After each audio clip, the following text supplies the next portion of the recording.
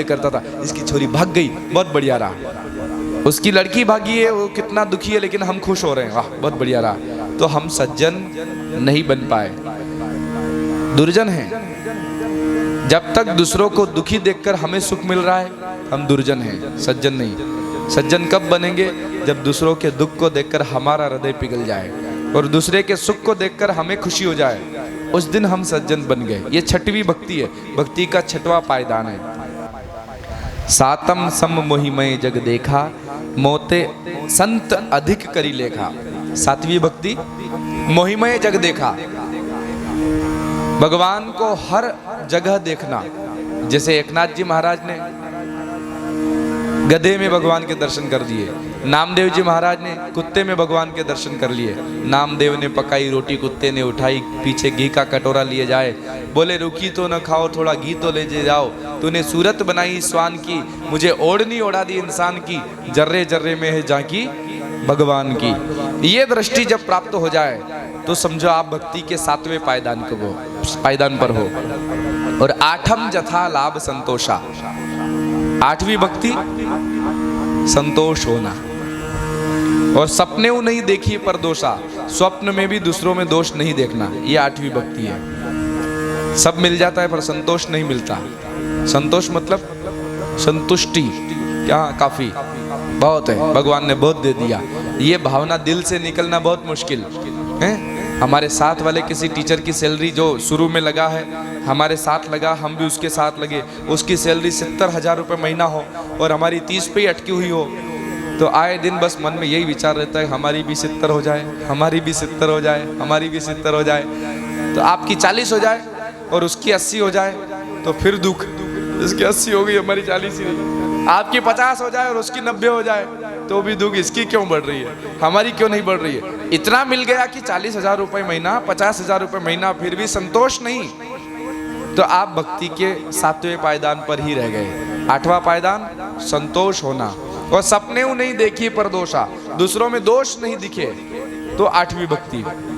और हमें आए दिन दिखता है, बड़ी बड़ी बातें करता है, हम जानते हैं इसके बारे में। श्री राम जय राम अब लाइव चल रही है, नहीं तो हम एक परिचित है हमारे, उनके बारे में, हाँ नहीं लाइव बंद मत करो।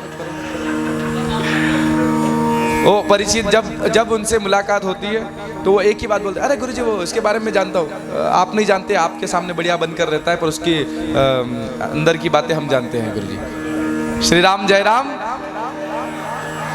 बस उसके मुंह से आए दिन यही बात निकलती है।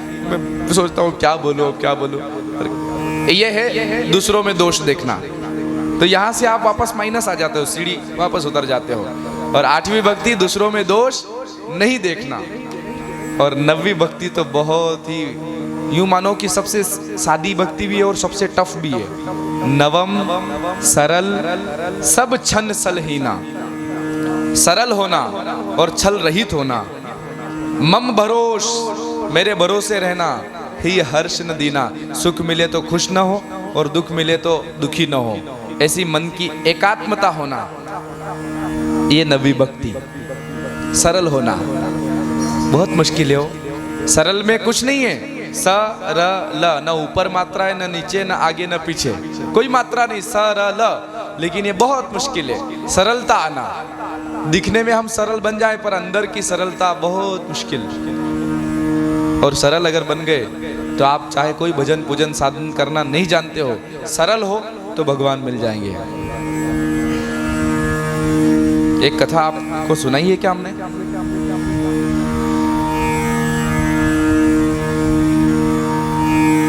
एक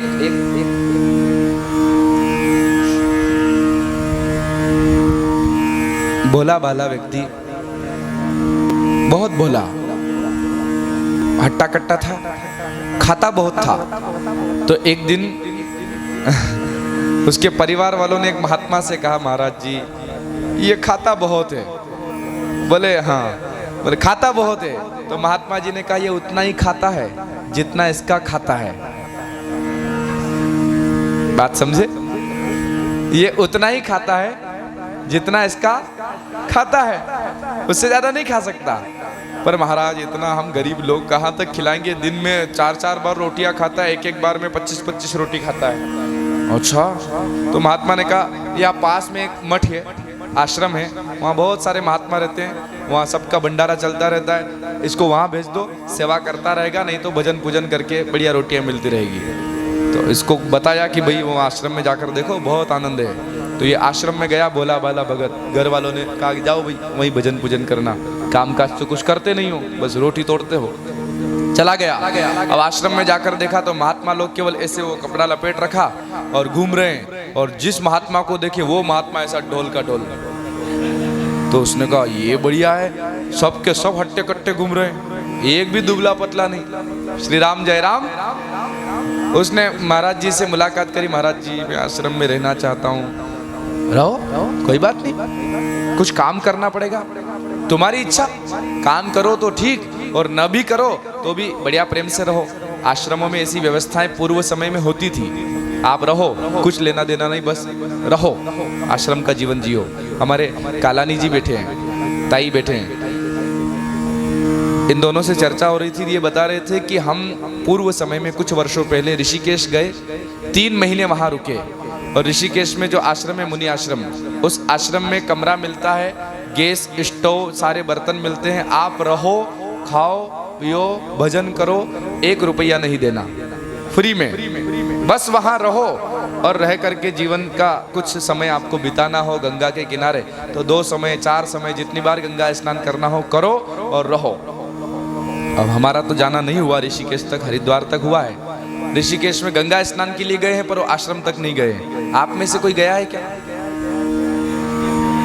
ऋषिकेश तो गए हैं, ऋषिकेश तो हम भी गए हैं, पर उस आश्रम में नहीं जाना हुआ ना। श्री राम जय राम। कालानी जी से परिचय ले लेना, और जब कभी परेशान हो जाओ ना कि बच्चे नहीं सुनते, बेटा बेटी नहीं सुनते, घर वाले नहीं सुनते, घर वाली नहीं सुनती, तो बढ़िया आश्रम है हो।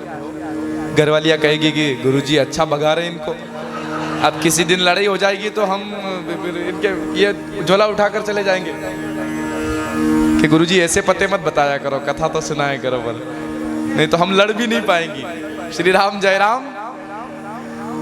खैर नहीं जाने वाले हो आप, चिंता न करें, आपके तो घर में ही ऋषिकेश बना हुआ है, इतने बढ़िया घर हैं, आश्रम के जैसे घर हैं आपके, जहाँ भजन पूजन भगवान की भक्ति होती है। श्री राम जय राम। और जाओ तो जोड़े से जाना, अकेले नहीं। हमारे कालानी जी भी जोड़े से ही गए थे, 3 महीने रुके। तो सरकार वो आश्रम में बालक गया, बोला बाला, और गुरुजी से कहा तो गुरुजी ने कहा कुछ नहीं, रहो खाओ पियो मौज करो। अब रहने लगा, धीरे धीरे समय बीता। एक दिन आ गई एकादशी। अब एकादशी को वो बार बार घूम घूम के रसोई घर तरफ यूं झाँक कर देखे, यो कि आज इधर से न कोई खुशबू आ रही है और न गैस जलता हुआ दिख रहा है, न कोई रसोईया दिख रहा है। तो जाकर अंदर पूछा, एक व्यक्ति बैठा बैठा वहाँ कुछ कार्य कर रहा था, श्रीमान आज कुछ पक नहीं रहा है, गैस स्टोव वगैरह सब बंद है। तो उसने कहा आज तो एकादशी है। बोले क्या होती है? बोले एकादशी मतलब जिस दिन भोजन नहीं बनता वो एकादशी है। बोले भोजन नहीं बनेगा? बोले हाँ। नहीं कोई नहीं खाएगा? बोले नहीं। तो हमको भी भूखा रहना पड़ेगा? बोले हाँ। तो घबराया, गुरुजी के पास गया, गुरुजी ये क्या है आज एकादशी? बोले हाँ। भूखा रहना पड़ेगा? बोले हाँ बेटा, आप सब भूखे रहते हैं तो तुम्हें भी भूखा रहना पड़ेगा, हम भी रह रहे हैं। वो बोला गुरुजी अगर एकादशी कर ली तो हम तो द्वादशी देख ही नहीं पाएंगे, उसके पहले ही चल पड़ेंगे। तो गुरुजी ने कहा अच्छा ऐसी बात है, ऐसा करो। और सच में कुछ लोग ऐसे होते हैं। इंदौर में वो जो नरेंद्र गुरुजी आए थे ना मंगल भाई की कथा में, नन्नू गुरु, उनके साथ हम एक बार कुछ वर्षों पहले इंदौर एक अनुष्ठान में गए। एक यजमान के वहाँ, उन यजमान का कहना ही ये था कि हमारा बेटा खाता बहुत है। तो उन्होंने बताया था पितृदोष शांति करवा, उस निमित्त हम लोग गए थे। तो सच में वो बेटा सुबह उठता था कि उसको कम से कम 2 पिज्जा और आधे घंटे बाद 2 बर्गर, फिर आधे घंटे बाद आइसक्रीम, आधे घंटे बाद फिर अब उसको पूजा में बिठाना था। तो हम लोगों ने कहा आपको 3 घंटे पूजा में बैठना पड़ेगा। बोले 3 घंटे? मुझे तो 3 मिनट में भूख लगती है, मैं तो रही नहीं पाऊंगा। बोले केले खा लेना। तो कितने खिलाओगे? बोले तू जितने बोले, 1 किलो 2 किलो। बोले 2 किलो में तो 2 मिनट में भूख लग जाएगी। और ऐसा हट्टा कट्टा बड़ा सा लड़का था वो, उम्र कम होगी मेरे ख्याल से 12-15 वर्ष की, लेकिन ऐसा हो रहा हाथी जैसा। उसके घर में 3-3 4-4 साइकिल ला रखी, वो रेस वाली और मोटे पहिए वाली, पतले पहिए वाली, ऐसी कि ये कैसे भी पतला हो जाए। जिम ज्वाइन करवा रखी थी, फिर भी वो पतला होने का नाम नहीं ले रहा था। और सच में हमने देखा वो इतना खाता था कि पूजन में, गणेश पूजन हुई कि तुरंत वो बोलता पर रुको, और बैठ करके पिज्ज़ा और बर्गर और न जाने क्या क्या चाइनीज़ फूड खाता। फिर आकर पूजा में बैठता, नवग्रह पूजन हुई, फिर रोकता, बस महाराज जी रुको, और नहीं रुकते तो वो खुद उठ के चला जाता, रोकना पड़ता कि भैया ठीक है जा। फिर खा के आता, फिर एक पूजन होती, दिन भर 1-1 घंटे में भोजन उसका। हमें आश्चर्य हुआ, विश्वास भी नहीं हुआ, पर आंखों से देखा तो लगा कि बाप रे बाप, कुछ लोग कैसे होते हैं। तो वो कहने लगा महाराज मुझे कुछ खाने को। तो महात्मा जी ने कहा ये ले जाओ, रसोई वाले से कह दो कि ये सामान दे दे। रसोई वाले ने कुछ सूखा सामान दे दिया, आटा और दाल, जाओ और जंगल में जाकर बनाना, किसी से बोलना मत। और जाने लगा तो गुरुजी ने कहा सुनो, पहले भगवान को भोग लगाना, फिर खुद खाना। ठीक है गुरुजी। और वो जंगल में गया, बढ़िया अपने हाथ से प्रसाद बनाया, और प्रसाद बना करके सीताराम आइए, सीताराम आइए, मेरे भोजन का भोग लगाइए, मेरे भोजन का भोग लगाइए। हाँ सीताराम आइए, सीताराम आइए, मेरे भोजन का भोग लगाइए, मेरे भोजन का भोग लगाइए। और इसने इतना दिल से पुकारा कि ठाकुर जी एक पल में सीताराम जी महाराज प्रकट हो गए। अब इसने भोजन आंख जैसी खोली और सामने देखा तो वहां तो सीता जी और राम जी। बोले गुरुजी ने तो कहा कि भगवान, एक भगवान आएंगे, तो 2-2 भगवान आ गए, आप कौन? बोले ये हमारी श्रीमती जी हैं, जानकी। अच्छा अच्छा, आप दिख बहुत सुंदर रहे हो, पर एक को बुलाया था 2 आ गए। आधी एकादशी तो तुमने यूं ही करवा दी।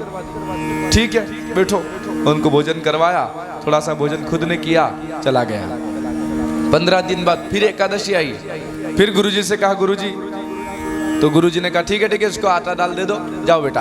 बोले नहीं गुरुजी, थोड़ा सा सामान बढ़वाओ, वहाँ 2-2 भगवान आते हैं।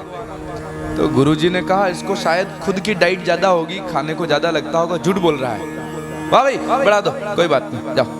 तो उसको थोड़ा आटा दाल बढ़ा के दे दिया।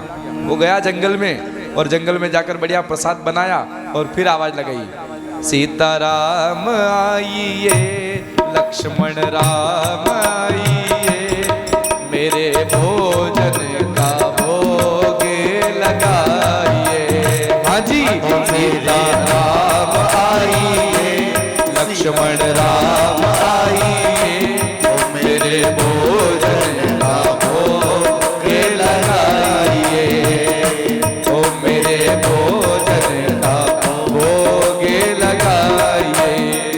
अब जब इसने कहा लक्ष्मण राम आइए, तो लक्ष्मण जी भी सामने आ गए, राम लक्ष्मण जानकी।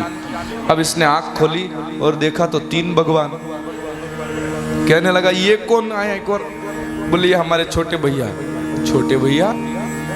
अब लक्ष्मण जी की भौहें बिल्कुल ऐसी तनी हुई, और राम जी की बिल्कुल ऐसी, और सीधा साधा स्वभाव, और लक्ष्मण जी यूं देख रहे थे, ये आपके भैया है? स्वभाव तो बिल्कुल मैच नहीं कर रहा।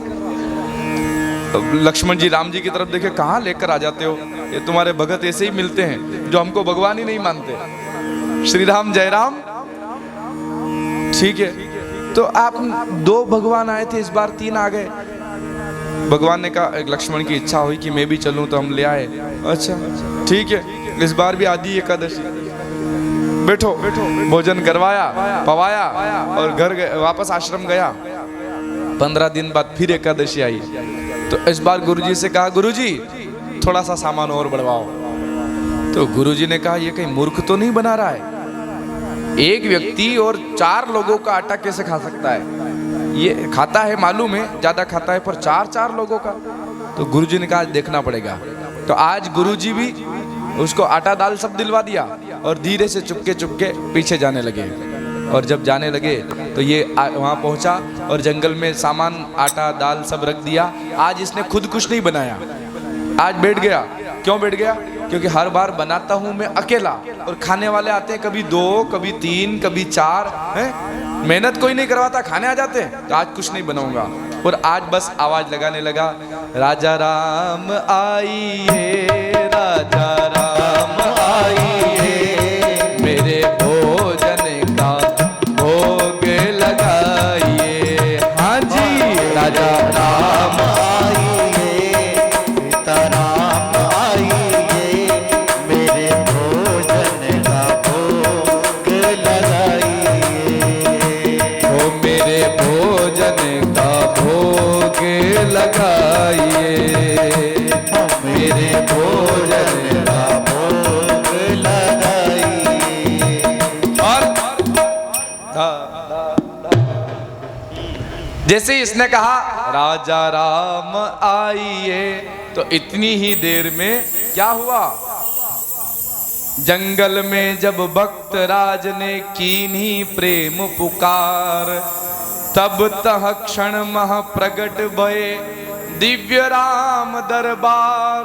पूरा राम दरबार प्रस्तुत हो गया। अब राम दरबार मतलब राम, लक्ष्मण, जानकी, हनुमान जी, भरत जी, शत्रुघ्न जी, पूरा दरबार प्रकट हो गया। वो चंवर डुलाने वाले। अब इसने आंख खोली तो सामने देखा तो इतने सारे। अब देखने लगा तो कहने लगा, प्रभु ये क्या है? बोले आपने ही तो कहा राजा राम आइए, तो राजा राम अकेले थोड़ी आ सकते क्या? तो पूरा दरबार ही आएगा। अच्छा, तो भगवान ने कहा तुमने आज कुछ प्रसाद बनाया नहीं? तो ये कहने लगा, अच्छा हर बार बनाऊं मैं अकेला, खाओ तुम सब, इस बार मैं हाथ भी नहीं लगाऊंगा, बनाओ खाओ और हमको भी खिलाओ। तो जानकी जी राम जी की तरफ देखे, लक्ष्मण जी कहने लगे भैया कहाँ लेकर आ जाते हो? वहाँ साकेत धाम में बढ़िया आराम से बैठे रहते, यहाँ हाथ से आकर भोजन बनाना पड़ेगा। तो राम जी ने कहा अरे भगत के लिए कभी तो बना लिया करो, लग जाओ सब सेवा पर। तो आज राम जी, लक्ष्मण जी, भरत जी, शत्रुघ्न जी सब सेवा में लगे हैं। जानकी जी अपने हाथों से बढ़िया पूड़ियाँ तल रही है। और कौन क्या काम कर रहे हैं? श्री भरत जी भंडारे बनाने लगे। भरत जी भंडारा बना रहे हैं बढ़िया बढ़िया। चुन के लकड़ी लखन लाल लाने लगे। लखन लाल जी लकड़ियां चुन चुन करके ला रहे हैं और बड़ी बड़ी भट्टियां खोद दी गई और भट्टियों में लकड़ियां लगाई गई। पहुंचते पूंछ से आंजनेय चौका को, आंजनेय अर्थात हनुमान जी, हनुमान जी पूंछ बड़ी करते और उस पूंछ से ऐसे पोछा लगाते और हाथों से पोता लगाने लगे। हाथों से ऐसे पोता लगा रहे हैं। चेते चूल्हे इधर और उधर शत्रुघ्न, इधर चूल्हे चालू हुए, उधर शत्रुघ्न जी महाराज साग भाजी अमनिया कराने लगे। संतों की भाषा में सब्जी काटना नहीं बोलते। हमारे मलुक पीठ वाले महाराज जी एक बार कथा में सुना रहे थे कि उनके गुरुजी पहाड़ी बाबा जो थे, एक बार आश्रम में एक सेठ ने आकर कहा, भोजन भंडारा बनने के बाद पहाड़ी बाबा ने पूछा प्रसाद बन गया? बोले हाँ महाराज जी सब्जी काट दी। बोले सब्जी काट दी? फेंको सब फेंको यमुना जी में।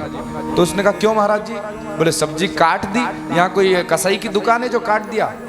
संतों की भाषा में बोलते अमनिया कर दिया, सब्जी अमनिया हो गई इसलिए फेंको। तो सारी सब्जियां कुंटलों की जो आई थी सब फिकवाई और वापस डबल भंडारा तैयार हुआ। अब बोलना सब्जी अमनिया हुई। पहाड़ी बाबा बड़ा स्वभाव तेज तर्रार, तो संतों की भाषा में बोलते अमनिया करना। चेते चूल्हे इधर और उधर शत्रुघ्न, साग भाजी अमनिया कराने लगे। शत्रुघ्न जी महाराज सब्जी अमनिया कर रहे थे। पाके संकेत शक्ति के जत्थे वहां, जानकी जी का संकेत पाया तो अष्ट सिद्धि और नव निधि आने लगे। अष्ट सिद्धियां आ गई, नव निधियां आ गई, भंडारे बनने लगे। जब प्रसाद बनने लगा, अब इसको खुशबू बहुत आ रही थी। बेटा बेटा ऐसे करने लगा, अरे वाह क्या बढ़िया खुशबू आ रही है, लेकिन आंख नहीं खोल रहा। क्यों? क्योंकि इतने सारे लोग आए और प्रसाद इतना सा। अब इसे क्या मालूम कि माँ भगवती सीता बना रही है तो उस भंडारे में कमी नहीं आएगी। लेकिन ये बोला बाला भगत, इसने कहा इतना सा सामान लाया था, खाने वाले इतने आ गए तो हमारे हाथ तो कुछ लगना है नहीं, इसलिए देख करके मुंह में पानी आएगा, देखना ही नहीं। तो आंख बंद करके बैठा, सीताराम आइए प्रभु राम आइए, तेरे भोजन का भोग लगाइए। सीताराम आइए, राजा राम आइए, मेरे भोजन का भोग लगाइए। मस्त मगन होकर के गा रहा है और भगवान बढ़िया प्रसाद बनाया। और माँ भगवती के हाथ का प्रसाद, जानकी जी के हाथ का प्रसाद, तो अच्छे अच्छे महात्मा समाधियां छोड़कर आ गए और महात्माओं की लाइन लग गई। अब इसने थोड़ी सी आंख खोल के देखा तो ये लाइन लगी, तो वापस आंख बंद कर ली, ऐसे करके बैठ गया कि कुछ नहीं मिलना है, अब तो इतनी लंबी लाइन लगी है। भगवान ने कहा कि भक्त बैठो बैठो, भोजन पाओ। तो इसने कहा प्रभु आंख नहीं खोलूंगा, मुझे कुछ नहीं मिलना है। अरे नहीं, आंख तो खोलो। आंख खोली, सामने प्रसाद तैयार था। इसने कहा मैं आपको छू कर देखूं? भगवान ने कहा आप सच में भगवान हो? बोले हाँ। बोले एक मिनट प्रभु, मैं मेरे गुरुजी को बुला कर लाता हूँ। मेरे गुरुजी विश्वास नहीं करते, वो कहते हैं कि शायद मैं ज्यादा खाता होऊंगा इसलिए ज्यादा सामान ला रहा हूँ। एक बार गुरुजी को बुलाया हूँ, तो दौड़ कर गया, गुरुजी को बुला कर लाया। अब गुरुजी वहीं छिप कर खड़े थे, पर गुरुजी को कुछ नहीं दिख रहा था, ये अकेला ही यूं यूं कर रहा था, अकेला बोल रहा था। इसको सब दिख रहा है कि राम दरबार है, इतने महात्मा आए हैं, पर गुरुजी को कुछ नहीं दिख रहा था। दौड़कर गया, गुरुजी को बुला कर लाया। गुरुजी ये देखो राम जी अपने मंदिर में बैठे ना, वही वाले भगवान, ये बीच में लखनलाल जी, इधर जानकी जी, इधर हनुमान जी, ये भरत जी। अब गुरुजी देखे कहीं कुछ नहीं है, पागल तो नहीं हो गया? बोले बेटा कुछ नहीं है। बोले गुरुजी ये देखो, स्पर्श करके देखो, ये राम जी। तो गुरुजी यूं करते तो कुछ नहीं वहां। तो उसने कहा प्रभु क्या आप सच में गुरुजी को नहीं दिख रहे हो? तो भगवान ने कहा मैं आपके गुरुजी को नहीं दिख रहा हूं। क्यों क्यों क्यों? भगवान ने कहा कि बेटा तुम्हारे गुरुजी बहुत अच्छे विद्वान हैं, ज्ञानी हैं, भक्त है, वैरागी है, महात्मा है, सन्यासी है, सब है, लेकिन जितने भोले तुम हो, जितने सरल तुम हो, उतने तुम्हारे गुरुजी नहीं, इसलिए तुम्हें दर्शन हो रहा है, गुरुजी को नहीं।